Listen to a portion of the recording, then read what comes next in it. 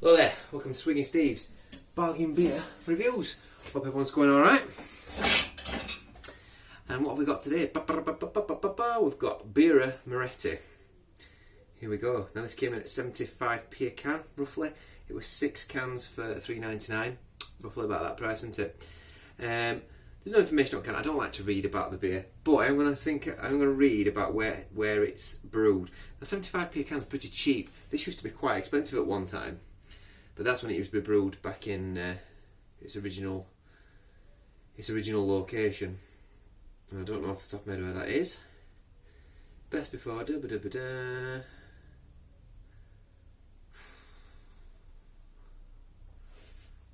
Let's see what's in it. Water, malted barley, maize, hops.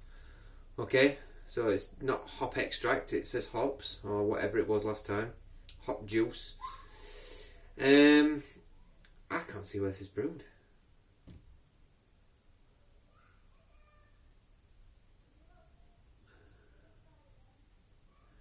So it's supposed to be brewed with Italian passion.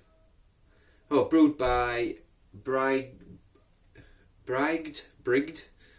Avenue, Bassett, Brew Heineken, Italian, Spa. I don't know. There's that many things on here in different languages. It don't give me anything that really. So we've got Heineken written on there. We've got brewed by BRYGGTAV or whatever that is. It's all nonsense to me that. Whether it's brewed in the original location or not, let's just. It comes in at. It's another one that's 4.6%. I'm pretty sure it used to be 5.2 or something like that originally. Love the artwork. Fantastic. I love that artwork. I've always liked it anyway. Got the. Sort of looks like someone drinking in a beer cellar somewhere in Germany. Anyway, here we go.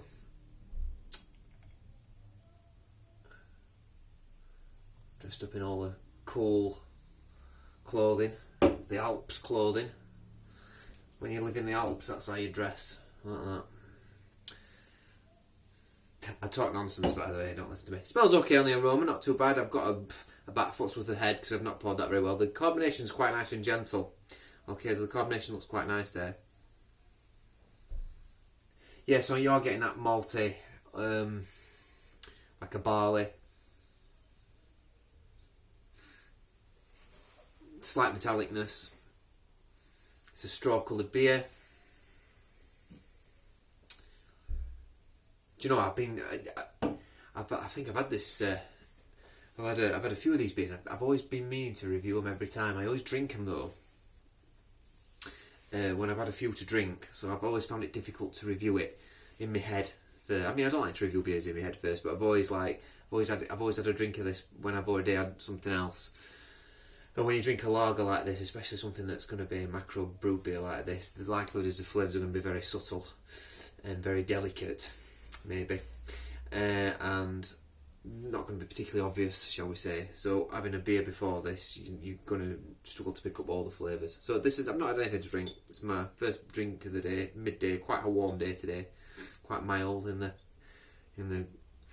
outhouse. So yeah, a swish. Anticipate a little bit. We've got 2 things with a head. Let's dive in.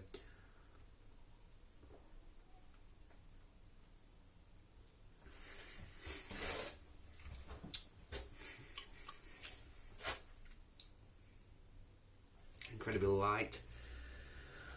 Oof.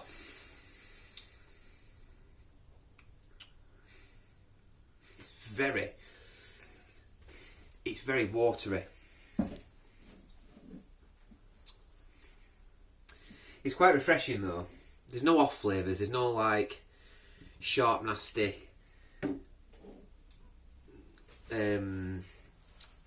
What's the word I'm looking for?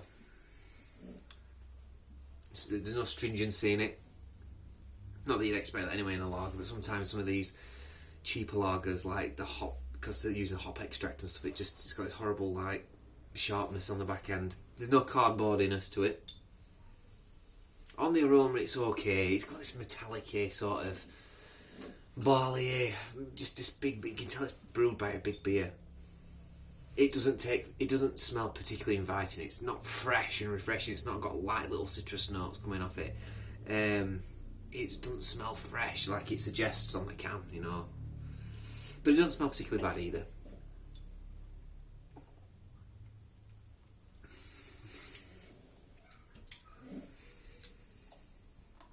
Not getting a lot on that. Reminds me of Budweiser a bit. Really light.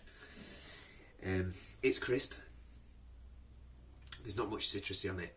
I'm not getting much from the hops. I'm just getting a very slight character from some sort of malt or ball. It tastes extremely watered down. The carbonation's nice though. The carbonation's almost, I'd say, spot on. It's gently rising up through the glass, and it is refreshing. But I'm struggling to give it much, to be honest. There's just not that much there. There's not that much character at all. I'm nearly at the bottom of it now, and I just can't get anything from that. Am I disappointed? I thought it were going to be worse than this, actually. It's got a little sweetness to it as well, which is quite nice. I'm not disappointed because it's actually, like I say, it's a little bit better than I thought it was going to be. It's 75p a can. That's not too bad, is it? That's pretty cheap, really. Is it worth 75p? Well, for me, because I know Aldi do Steinhauser, I always go on about that beer, it's so much better than this. It's like, they're like chalk and cheese for 75p a bottle. And it's a green bottle as well, you know. It'd taste even better if it were in a brown bottle. So God knows what would happen to Steinhauser if it's in a brown bottle. It'd be like next level, I guess. I don't know. The bottles are protected though. They're in that cardboard sleeve, so they don't really get that affected by the light. But anyway, going back to this beer, I've obviously had a bit of a revamp. Maybe it's been recently taken over by Heineken or something. I don't know. I'm not really that interested, to be honest with you. All these big lagers are all the same, all brewed by the same people. Not interested. There's no independence in it, even in the big boys anymore. It seems like everything's just brewed by the same thing, the same organisation somewhere in Heineken or Carlsberg or wherever, I don't know. But I'm not interested, because this isn't pure brewing, is it? Let's be honest, this isn't what this channel's about, but it is a bargain priced lager. Is it worth getting 75p? Yeah, it is, just not the best out there by a long shot.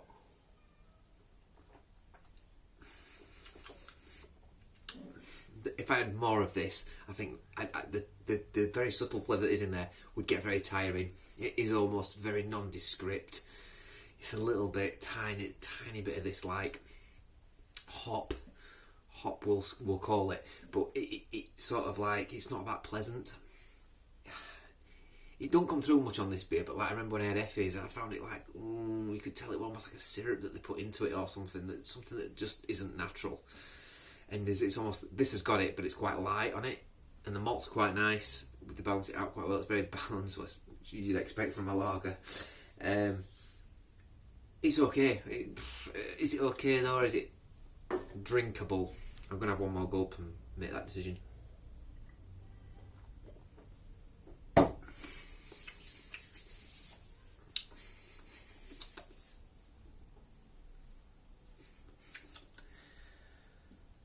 It's just okay. 75p. I think I'm going to give it a 6 out of 10. That 6 out of 10. It's just okay.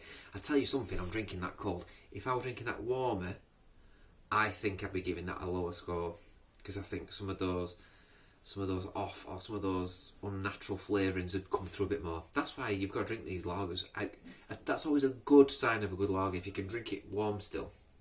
It still tastes nice. I wouldn't advise it, because the idea of lagers is you drink it cold, but try drinking one of them warm and see what score you'll give it. And I tell you now, I bet it's not a good one. Yeah, it just scrapes a 6, that. Just rock bottom 6. It's a very bottom okay beer. 1859. I bet that beer's come under different hands and different brewing locations since 1859. Tell me what you think about this beer. Tell me if you like its current form. Tell me if you think I'm being harsh. Tell me if you think I'm being generous. So there we go. 6 out of 10 from me. I've been Swinging Steve. Thanks for watching, and I'll see you on the next review. Bye.